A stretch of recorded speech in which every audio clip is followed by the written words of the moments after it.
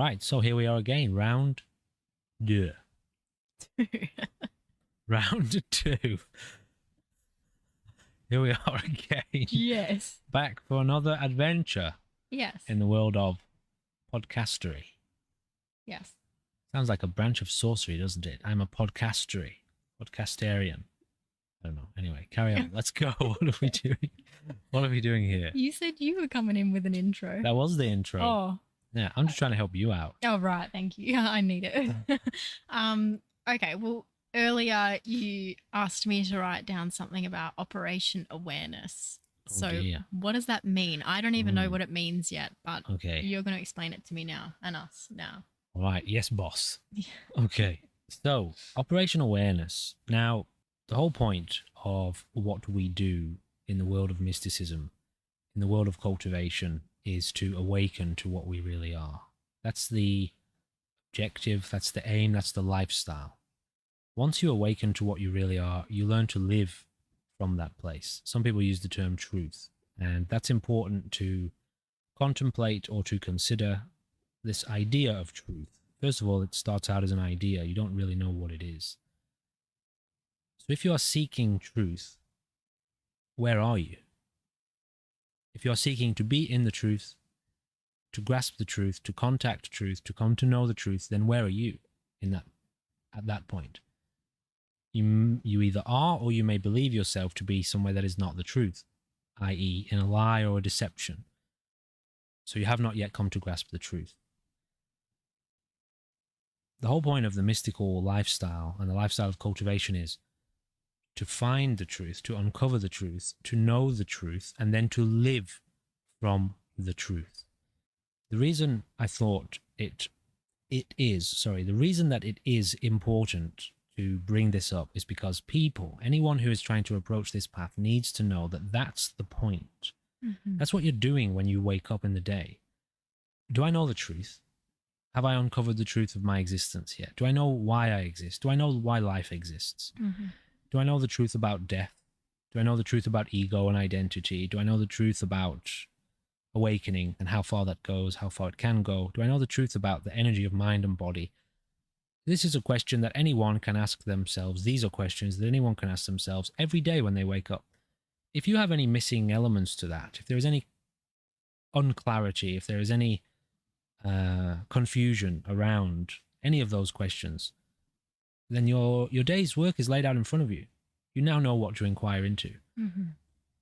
A lot of people get stuck because, okay, they do their meditation, they kind of hover around the idea of spiritual cultivation, not really grasping why. What's the point in it all? Mm-hmm. Where is it going? What do you do with it? Yeah. So, Operation Awareness is just two words that I gave to this point, this important point, that every mystic on the planet right now has the same objective. They have the same mind. That being that in their own personal experience of life, they continue to cultivate mind, body, life to evolve towards greater peace, joy, happiness, freedom, enlightenment, deeper and deeper truth. That, combined with a recognition of a need on a collective level for more and more people who are beginning to inquire, who want to inquire, and not only that, but it's a necessary step for the human evolution. That's our next step to go forward. Mm-hmm. So every mystic on the planet is cultivating the same objective: Operation Awareness. Spread awareness, introduce people to awareness, cultivate the energy of pure mind in one body, in two bodies, in 8 billion bodies on the planet, human beings everywhere. Awaken to awareness.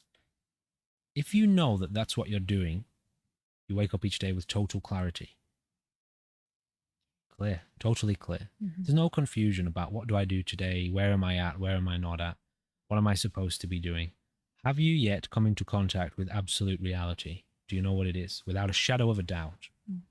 If not, then raise this question of what is it?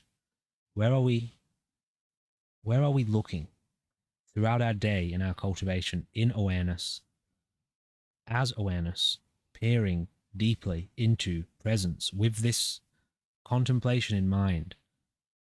What is this? What is this? What is happening here? What is this life?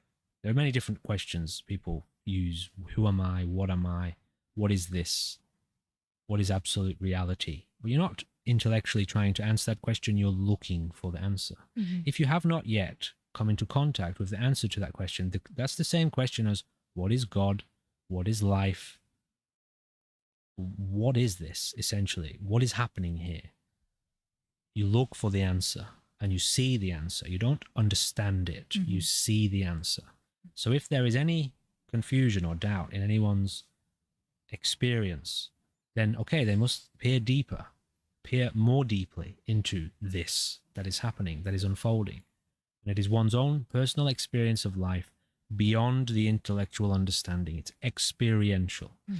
So it's very clear for anyone and everyone who is either cultivating, has reached a certain point in their cultivation and has gotten a bit confused about where does it go from here, or what am I supposed to have realized, or what do I do with this now, or somebody who is wanting to come to cultivate. This is the mind that awakens each and every day. Present, aware.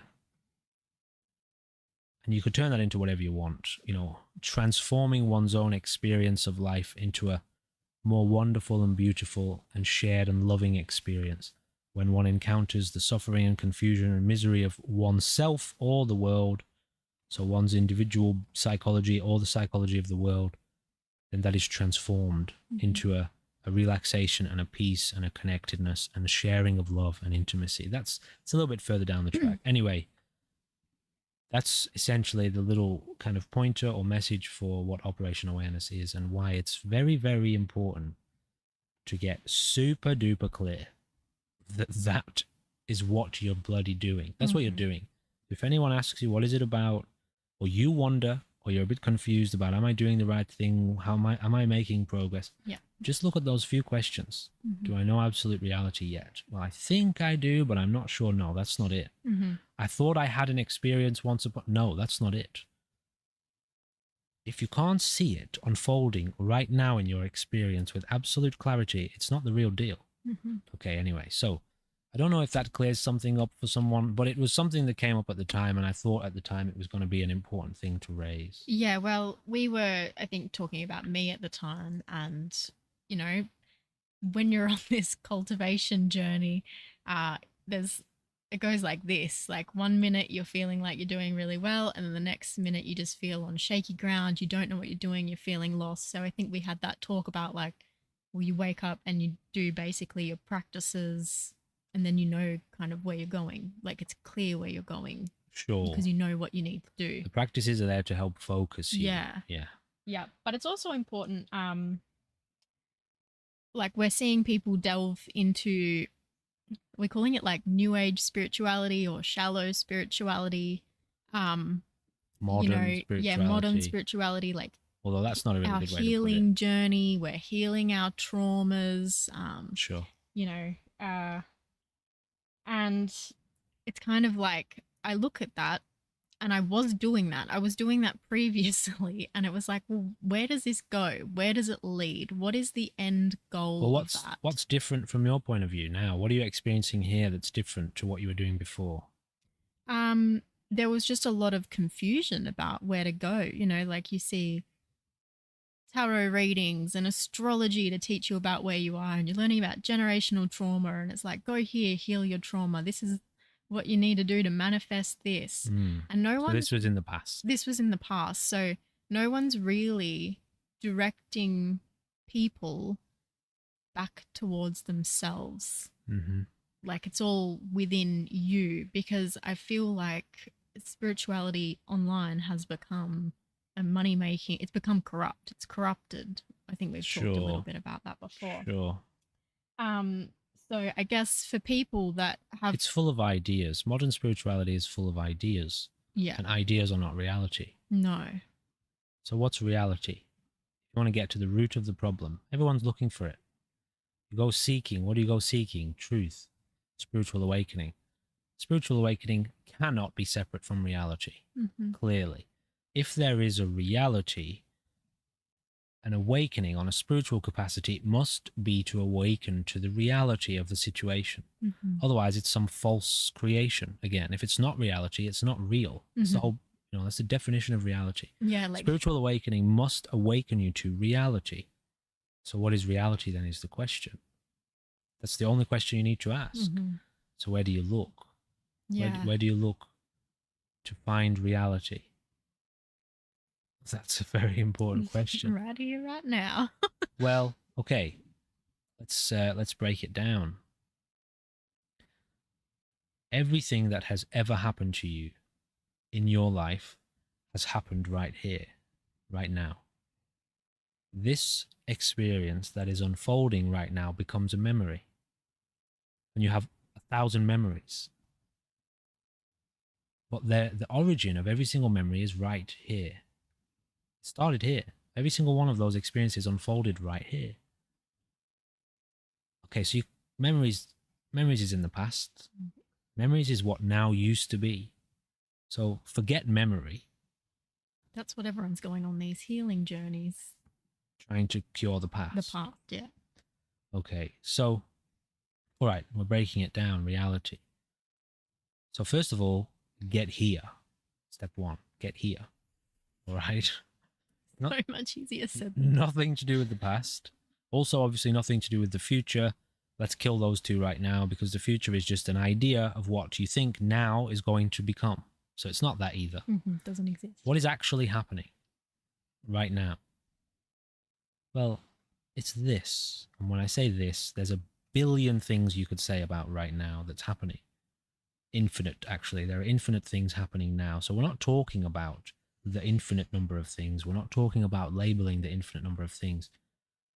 We're talking about being here. So you want to know what reality is, but you won't stay here. Now, I'm not saying that here is reality. That's another question. We'll get to that in a second. But what happens when you stay here? We've forgotten about the past. We've forgotten about the future. So now we're going to get very comfortable right here. There is something occurring right now that's undeniable. Okay, so you don't know if the past is real. You don't know if the future is real. We're not dealing with that. But there is something happening right now. Clearly, we are sharing this experience. So you can kind of hold on to that a little bit. You're going seeking reality. Well, there's something happening right now. What happens when you stay with that thing that's happening right now? When you stay there and you don't leave it. Okay, you leave it at that. For a seeker, you introduce them to here, and then you leave them there. Stay here. It's very powerful. Are you getting emotional? Yeah, because it's powerful. Because it's real. Yeah. It's true. Yeah. It's the real deal. It's not a past. It's not a future. It's experiential. But the question is, and this is the difference between a cultivator and a pretender. Yeah. A pretender, you okay? Yeah. Yeah. Yeah.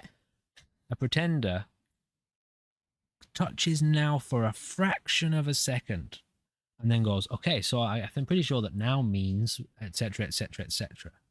Now means all of the things that are going on all over the world, and it's the cosmos, and it's okay. They've just entered into their thoughts again about the now.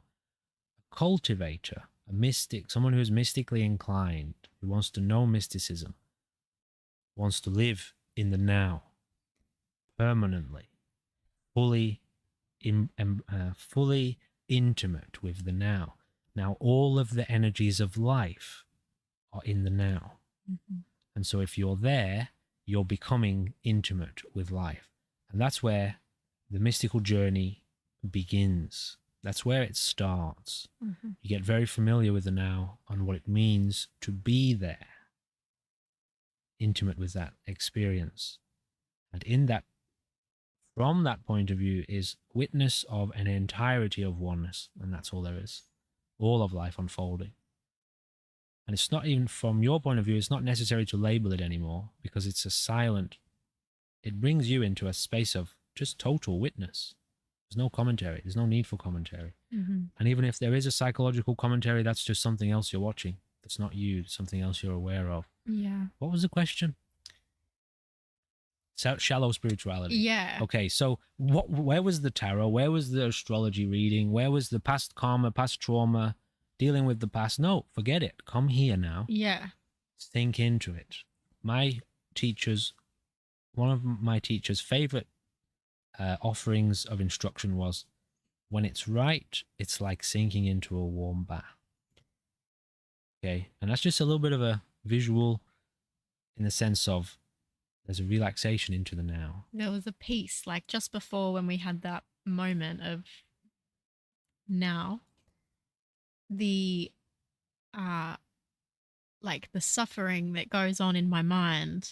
In your brain. Yeah, in my brain, yes. Yeah, it's like that just stopped. It does stop. Yeah, and I felt really peaceful. I think that's why I got emotional, because it was just so nice. Well, that's wonderful.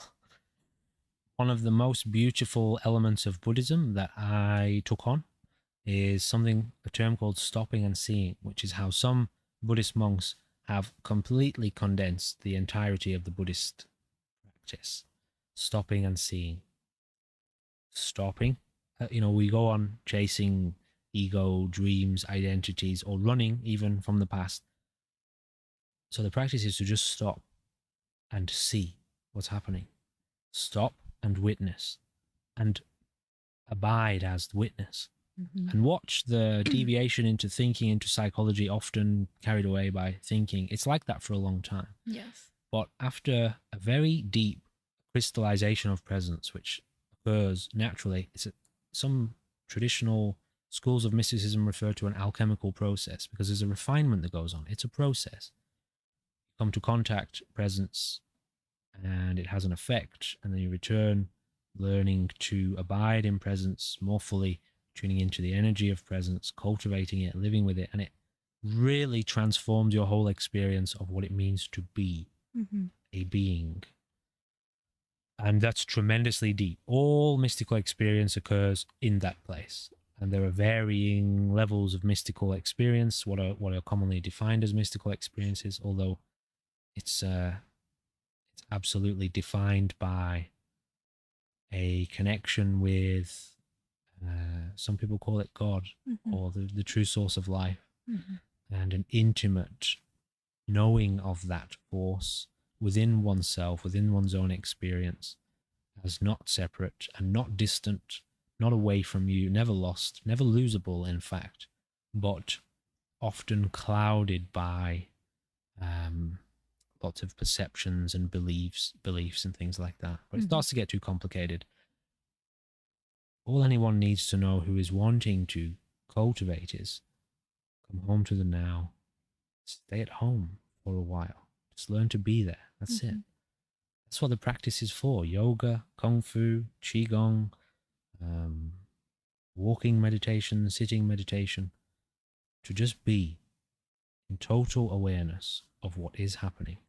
And all of the questions around reality, life, death, God, good, evil, bad, right, wrong, identity, self, all of those questions are seen into, all of those concepts and principles and qualities of life are seen into in awareness. So anyway, I don't know, did we get onto something there? Again, shallow spirituality. Yeah. That's the opposite of shallow spirituality. Yeah, shallow spirituality is directing you either like forward It's or just backward. full of ideas. Yeah. It's just ideas. And no one's really Imaginings. talking about, people encourage people to meditate, sit down for 5-10 minutes a day. That's not where the reality lies. It's like it's happening constantly. It's like, there's nothing wrong with like meditating 5 or 10 minutes a day. If somebody who is suffering from some kind of maybe overactive thinking or depression or whatever, anxiety, or even if they're just curious, give them a little bit, introduce them a little bit. Sitting for 5 minutes and 10 minutes is not gonna, it's going to help you. Yeah. And but to think that that's what meditation, or that that's the ultimate application of the meditation process that's just not true. It's a tremendously powerful and very deep practice. In fact, it becomes a lifestyle when you go as deep as you can into it, because meditation introduces you to the true identity of life. And so when you get there, You're always meditating from that point on. Mm-hmm. You're always watching. You are the witness. Cool. Anything else? Good one. Well, so say you are someone that's cultivating and you have an experience that deepens your awakening. And the people around you, your teachers, the online spiritual community, you've basically gone to the limit of those things. Mm-hmm. Where do you go from there? Forward. Keep going forward. Don't go back. So, well, you can't go back. Yeah, there's no going back. A wave can't go backwards, ever. Yeah, can't happen. But it can seem like that in the perception of the individual. You think you've lost something, but you haven't. Anyway, getting to the question. Okay, so you have gone down a certain road of cultivation, whatever that meant to you at the time, and you have had a wonderful experience and insight, and it has caused you to awaken from the dream that you are having. You thought all of these things were real and meaningful and important to you, and then suddenly you wake up and you're now looking at all of these things from a new perspective. Fantastic. So what do you do now? Then what? Do whatever you want to do. It's up to you. Ultimately, it's up to you. You could. Oh, okay. Let's say you're dealing with a little bit of confusion. You've woken up and now you don't know what to do with yourself. Well, rather than go down the road of becoming dependent on somebody else to tell you what to do. Okay, there's multiple things I can say here. Let me just finish that first. Hopefully I remember before all the things that are coming up at the same time. Rather than go and turn towards another person, asking them, what should I do, what to do? Because you can do that if you want to. And if you do that, go and maybe pick a school that you perceive to be much deeper and have a conversation. Even if it's just one, have a conversation with somebody who you perceive to be deeper than yourself. Okay, great. You'll get a lot from that. That's fine. If you don't do that though, and this is where it reveals something else. So if you've woken up and you're confused, then you haven't hit the mark. What about like fearful? Confused or fearful? Same. If you have woken up from a spiritual awakening confused, what does that say about your spiritual awakening? That's not a spiritual awakening. Yeah. Spiritual awakening is absolute clarity. No doubt. No confusion. Witness of confusion. If there is confusion in the brain temporarily because it doesn't have the answer to a question, one witnesses that. There's no identification with it. The momentum of all atomic structures of the cosmos, you are witness to that. The ups, the downs, the ins, the outs, the revolving door of creation. You are witness to that. So there's no more questions with regards to what this is. And there's no other authority anymore. There's no one coming to save you. There's no one coming to change the situation. You are it. You are everything.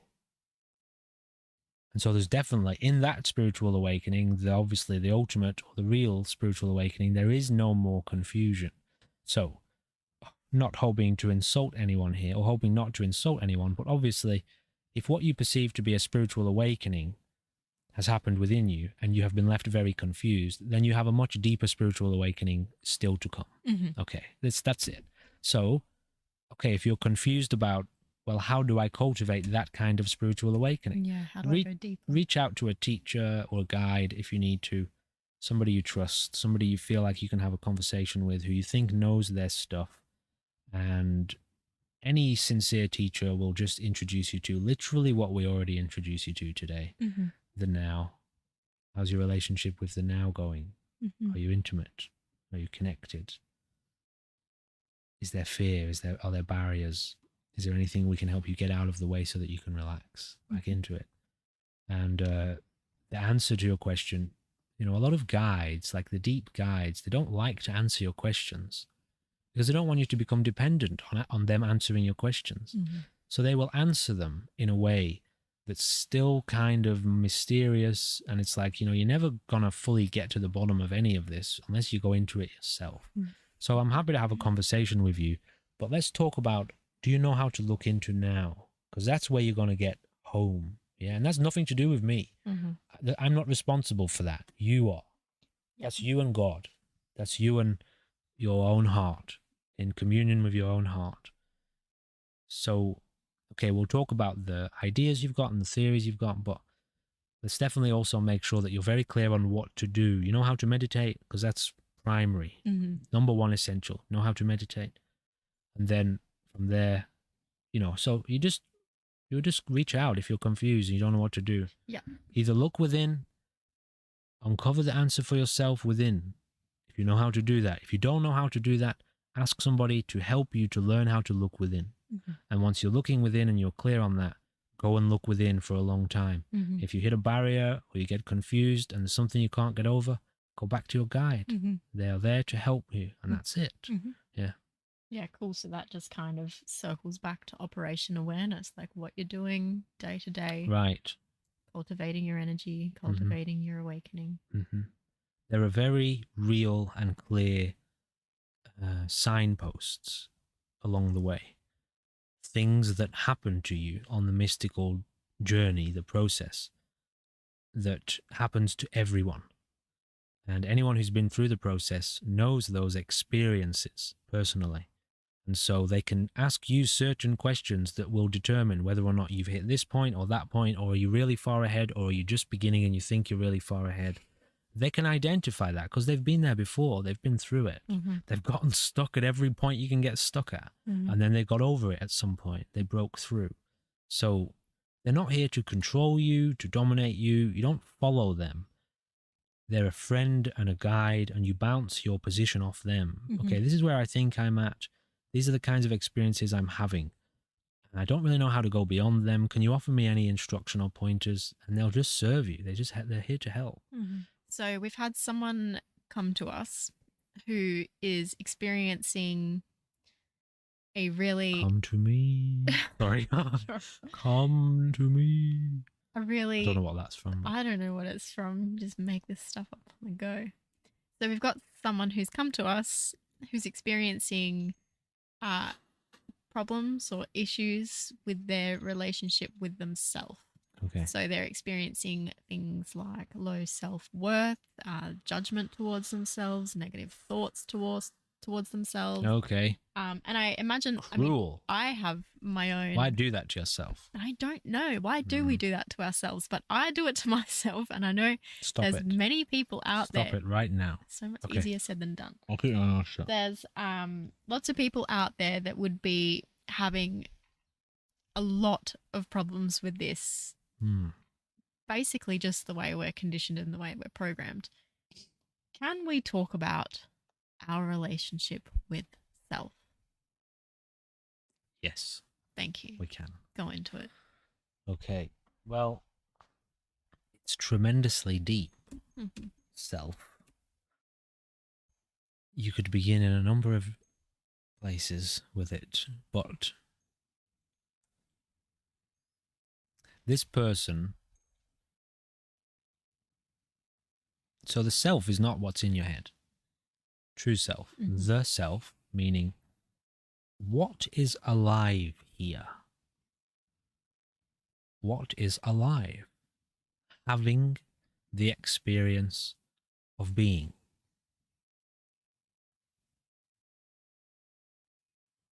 Because that self is not limited to one body. That is the force that gives rise to all of life. So it's important to discern, because people get very confused over what the self is.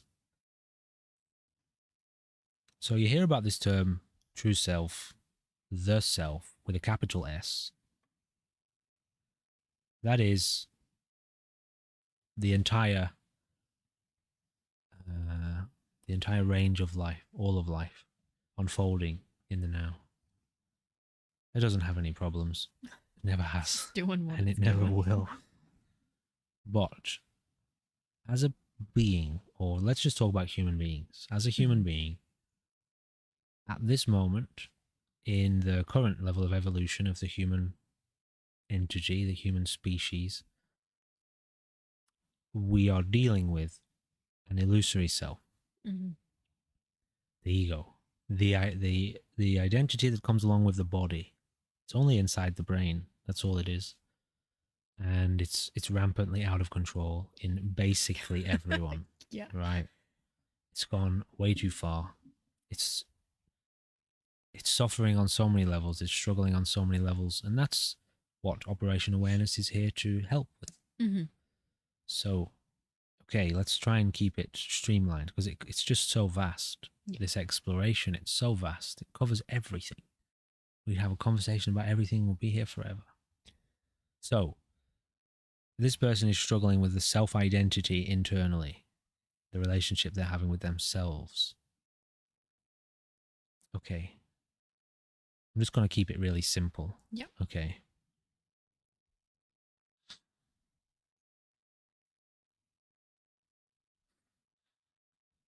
As you step out, as you learn to step out of the illusory identity inside the brain and re-synchronize with awareness, true self, true identity, true presence, there is a remembering that you are not the body and you are not the thoughts, you are not the contents of the psychology. You are the whole of life, and the whole of life is unfolding as one. So we are the same. We have always been the same. We will always be the same thing. Life. That's obviously the ultimate perspective. So the relationship with self means, on that level, means you are fully aware of what you are and what you are not. Mm-hmm. And part of what you are not, there's probably a better way to phrase that, because you are everything. Everything has arisen within you, your own consciousness, the consciousness of life itself. Obviously, everything has arisen within that. So everything is an expression of you. But there are like lots of little bits of you. If you're looking through the body, there's trees and animals and oceans and different humans, male ones, female ones. You know, it's all fragmented when you look at it from that point of view. So the true relationship with the self, the ultimate interpretation of that statement is that you are aware. You are awareness, you are aware, and you are aware of all of the movements of life, which contain, the movements of life also contain lots of little illusory identities, lots of forms, lots of apparently individual forms. And inside the body of the one that you are most closely associated with at the moment, the one you're looking through, has its own ego, false identity with memories and a name. People call it a name and labels. And so, from the truest perspective, you have a relationship with that body. As awareness, you are occupying that body, you are moving it, you are flowing through it, you are using it to experience what it's like down here on this earth at this time. And the body has conditioning, it has experienced the past, it has memories of a past. It came from a certain family, a certain country, etc., etc. But that isn't what you really are. So that should be your relationship with yourself, the body, the psychology. Now, let's say it suffers tremendously, the psychology of this body. By the way, that is what your relationship is. Whether you know it or not, that's what you are. You are the awareness that's aware of that. If it's tremendously suffering, then you're aware of that. But if the experience of the body is one of great freedom and great happiness and joy, you'll be aware of that too. It's still not you, though. Mm-hmm. But anyway, we're kind of deviating a bit unnecessarily. So let's bring it back. If yourself is tremendously suffering, this identity that you have, this personality that you have is tremendously suffering, you've been in there too long. And it's not your fault that it's suffering. Because of the current state of human evolution at this point on this planet, everyone is dealing with this collective wrong identity. Mm-hmm. And society not only was built by that, it supports it, it encourages fragmentation and individualization, apparent individualization. encouraging you to be yourself, be an individual, you know, etc., etc., chase profit and greed and aspire to all of these kind of self-interests. And so the result of that is that you become, as the awareness of life, you become totally confined to that identity, which must be sustained in order to sustain the current model of economy. So what we've got is everyone's stuck in their head. Everyone's stuck in their head. You've been in there too long, and it turns into an absolute nightmare the longer you're in there. Yeah. Because what you really are is the spirit of life itself. Now imagine being a wonderfully boundless, powerful spirit without form that is everywhere all at once and free to experience life in all capacities. Imagine taking that, God, and confining it to a little box and saying, do what you're told. It's going to freak out. Maybe not straight away. Maybe it's only been in there for a little while and it thinks it's kind of fun. But if it can't get out, it's confined to a cell. It's stuck in prison. It's imprisoned in the brain. You'll crush it. And so it becomes miserable. That confinement is full of despair and it starts to want out. What that translates to is an ending of the life. It wants out. And so then the entity, the individual, starts to experience suicidal tendencies in their psychology. Because the psychology is not the master, the spirit is the master. The spirit will get out if it wants out. So the trick is, through identifying, truly re-identifying with awareness, knowing that you have this body and you are the boss, awareness is the master, and the job of the body and the job of the psychology, therefore the job of the ego, is to serve you, the spirit of life, and to allow you to live without limitation, boundlessly, freely, in love with yourself, because you are everywhere, in total connection, total absorption with life, without authority ruling over you. Anyway, that's maybe a different subject. But relevant. So this person is deeply suffering. Their relationship with their self has gone haywire. They don't like themselves.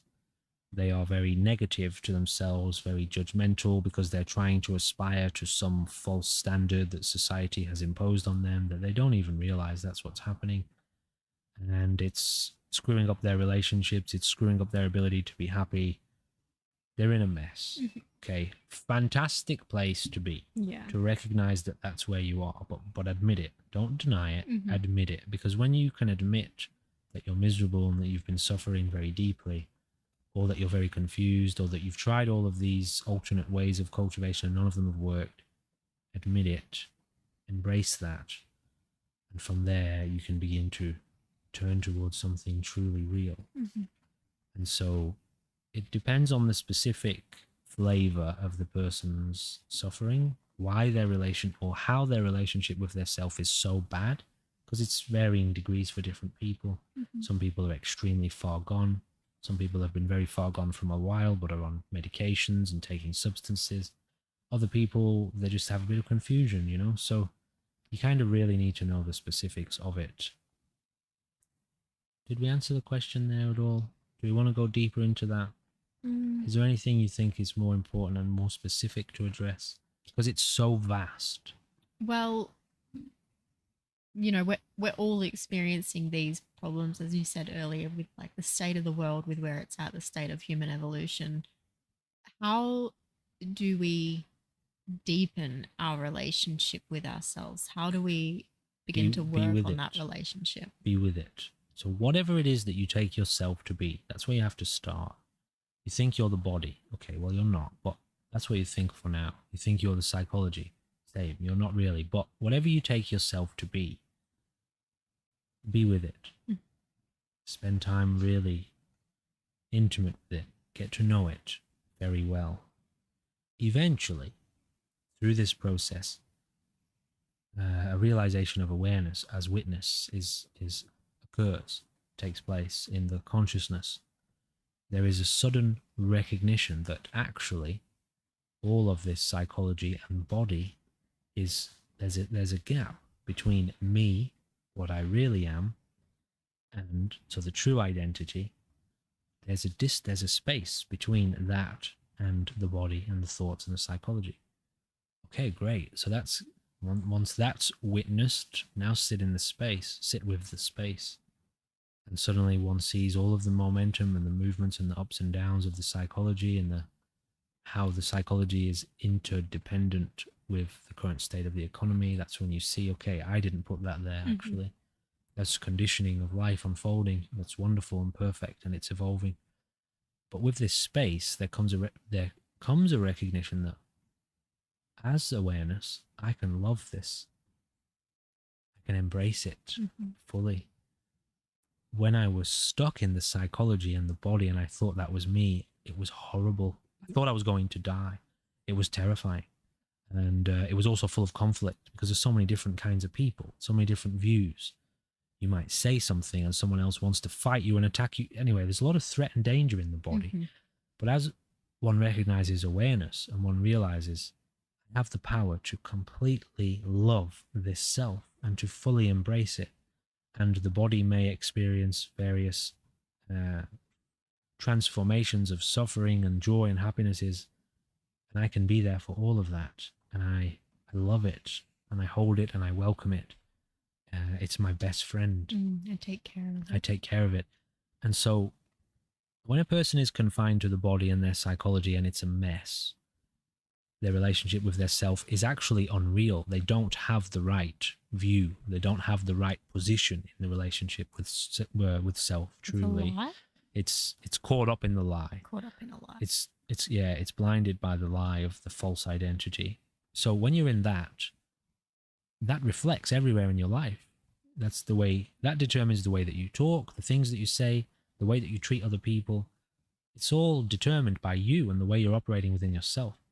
When you come back to this awareness and you're familiar with this because you've cultivated it over an extended period of time, you're experienced in it, suddenly this total embrace of yourself, if you want to call it that, your body, the body that's closest to you, and the psychology, and how you love that, and how you welcome it, and how you help it, and how you evolve it, because you do that intentionally. You recognize the capacity of the body you're in, you see its conditioning, you see its abilities, you see its weaknesses, you help it evolve through that. That extends outward into the world around you, and suddenly you become a force for love, in real love and evolution in the people, in the lives of the people around you. Okay, so there's no issue with relationship with self from that point on. I mean, if you don't have clarity, the kind of clarity that brings peace and relaxation and detachment from suffering, one that essentially frees you from the pain and the confusion of the individual body. If you're carrying all of that with you, then that's what you're bringing to your relationships. Yeah. So obviously, it's kind of obvious how that will impact. It will manifest as fear, anxiety, controlling behaviors, deceptions, manipulations, coercions. Just a situation no one wants to be in. Right. They can be very subtle. Sometimes you don't even know they're happening. But it's inevitable that because you're not the body and because you're not the psychology, if anywhere, under any circumstances, you believe it to be you, there's a corruption in your experience because it's not you. That's a lie. So if your experience of this life is based through the view that you're an individual human being and that you're in control, it's going to turn out probably not quite how you expected in some way or another. And the result of that will always be confusion to some degree, which is why, unfortunately, and this is one thing that a lot of people don't like to admit, when it comes to this is one thing a lot of people don't like to admit, and this is one of the things that gets most people most stuck, is that you have to go all the way with this awakening. You can't just wake up a little bit. Yeah. You've got to wake up all the way. Because if you don't see completely through the illusion of life, all the way through to the origin, you get caught out again somewhere. If you don't know how to go home, You're always going to feel like you're a little bit lost. Mm-hmm. When you go home just once, you realize home doesn't go anywhere. It's you. You venture forth into a body and go off having a grand experience in the world. But home doesn't go anywhere, and you know how to get there.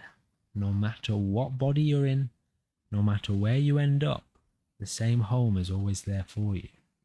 Same heart waiting for you, beating for you. It hasn't gone anywhere. Can't go anywhere. And just welcomes you back home with open heart, pure love. Come back, come home. When you know that, you're free. Enter into a body, exit a body. Immortal, the immortal heart of life, forever beating. So if you don't contact that, and contact isn't a great word, but it's a good enough word. There is no word that fully sums it up, but contact is a great one.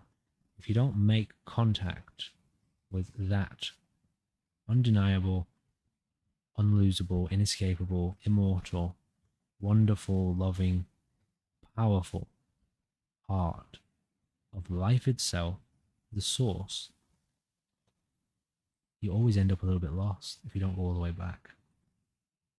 Mm-hmm. So that's how, what was the question you asked? How not having a real relationship with yourself could impact your life and the people around in you. every possible way imaginable, Yeah.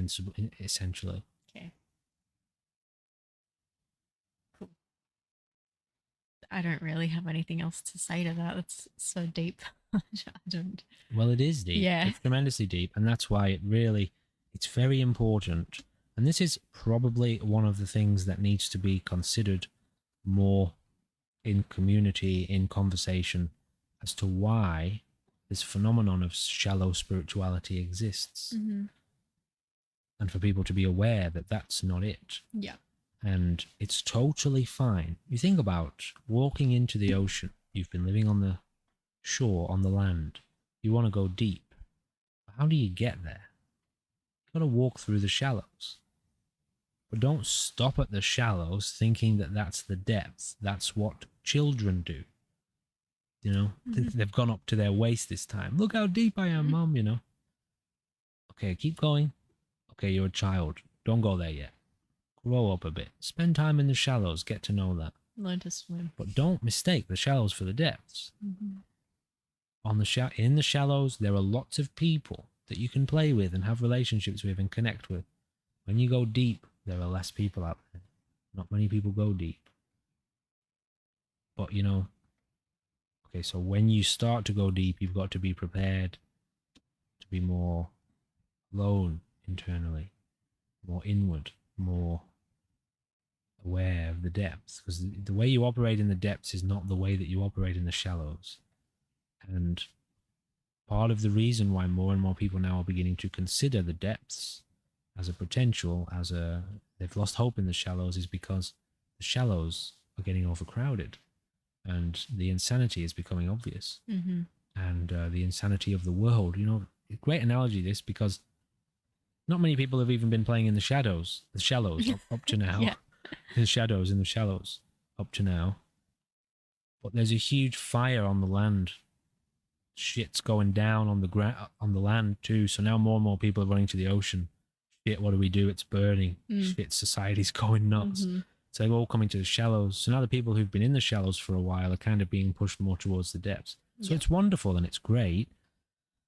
But yes, the depths have their way. And so to know the way of the depths is important, to make sure you don't drown, make sure you know what to do. And there are others out there, they're just far more rare. Mm-hmm. And the ones that are out there love being alone, because out there's no one around to cause chaos. No chaos. And occasionally they bump into each other along the way. Mystics, how's it going? Stupid question. Same. So anyway, the shallows operate differently from the depths. I forgot the question. I think you kind of went there on your own. Oh, good. Good. Right. Nice one. Now what? Right now out there watching this video, I don't know, I'm just going to pick a random number. But actually, I won't even use a number. There are human beings wonderful human beings with so much potential to cultivate a wonderful and magnificent life for all of us. Is there anything you would like to say to those people? Or anything you would like to express? For them, they're real, they're out there. It's not just me and you. I know it seems like that a lot of the time. Yeah. We have another guy coming to stay with us now full time, serious student. It's brilliant. And there are real people. It's wonderful, isn't it? Like it's kind of a very fascinating thing to contemplate that there are real other cultivators out there. Mm-hmm. Anything you would like to say to them?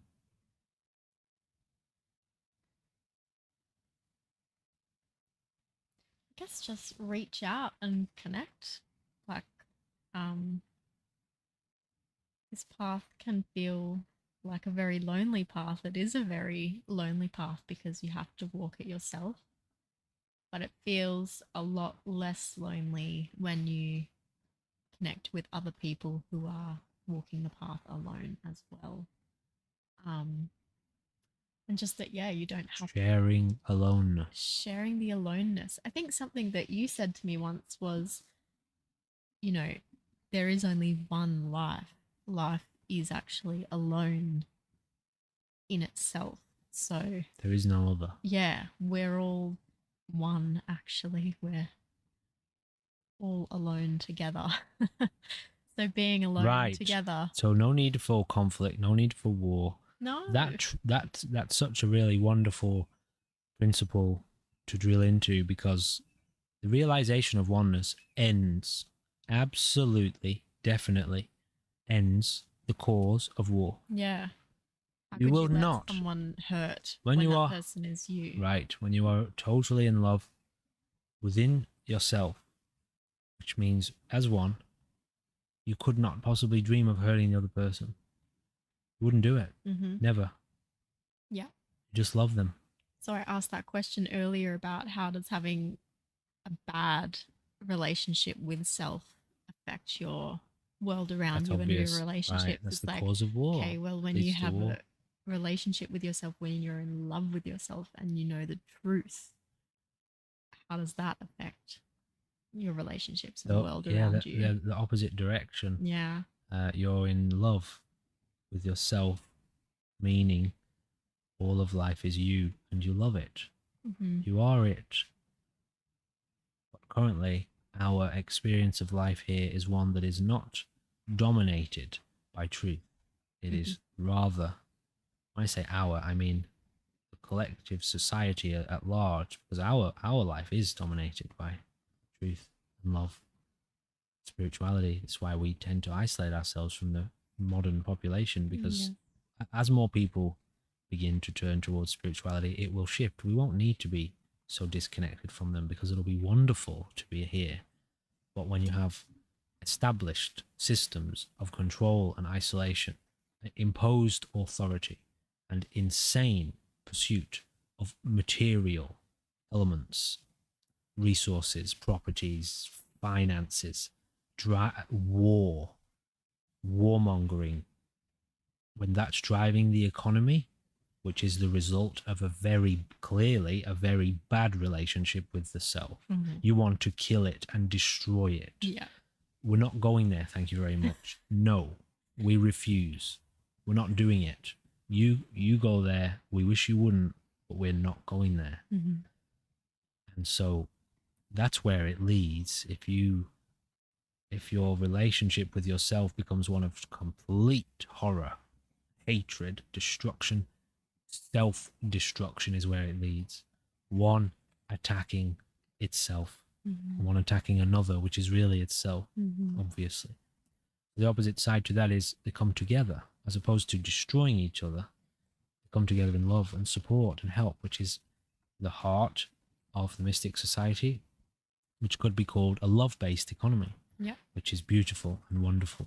And there's no question, there's no doubt about attacking anyone or having to defend yourself against anyone, because we're all on the same page. We're all here in the exact same boat, as the exact same life, wanting nothing but a better, more happy, more free, tomorrow Mm-hmm. for all of us. Great. What's holding us back? Let's go. Nothing, right? Nothing. But, and at some point in this tremendously wonderful adventure here on YouTube, there will come a time where each individual will realize that it's up to you. Nobody's doing this for you. Nobody in any kind of current position of power in this modern society is going to help. They're all, okay, I need to be a little bit careful here. We need to assume that they're going in the wrong direction towards total destruction. They can't help us anymore. We're going in a different direction. Many of us first got our real, okay, well, let's just say many of us first got Wake up call. a big insight into this during the recent global event that took place around the whole planet, because we didn't want to subscribe and submit, and so we were outcast and left alone. And we're fine. We love it. We were so happy. But what it reveals to us is the society showed us its cards. And many of us had this kind of inclination, but it had never really hit us. It had never really, we'd never really seen it materialize in such a drastic way. Mm-hmm. And obviously, the majority of society currently has fully embraced that iron fist and tried to continue the stranglehold. And so anyway, each individual beings will at some point come to the realization that we need each other. It's up to us here to forge a different way of being, a different way of living, and we're doing it. We do it with each other. Mm-hmm. We will do it with you. We will do it in communion, in relationship, together. There is no danger. There is no threat. There is no problem. We are here to support each other, love each other. All of the resources that we have for each other to share and help tomorrow be a better place. Evolve together. Than today. Mm-hmm. All right? That's it. That's it. It's simple as. But at some point, it takes the individual to fully accept responsibility for my future, for its own future. What I do today cultivates tomorrow. It is my responsibility to be such a master of myself that I can absolutely guarantee that if there is going to be a tomorrow in this body, it's going to be wonderful, because I will make it so, and we will make it so together. Mm-hmm. So the individual has to take that responsibility and then reach out a hand and hold the hand of the neighbor. Let's do this together. We'll watch each other's back. It's so obvious and it's so clear. There is no question around how to do this. It's obvious. But a great force of this modern economy isn't thinking about this, isn't concerned with this. In fact, doesn't even really want you thinking about it. But that's a conversation for another day. Ladies and gentlemen, are we done? We are done. We've got a dog poking his head in. It's dinner time. Thank you for watching. See you in the next video. Goodbye for now. Goodbye for now. You were supposed to say that bit. Was I? Maybe. Hello,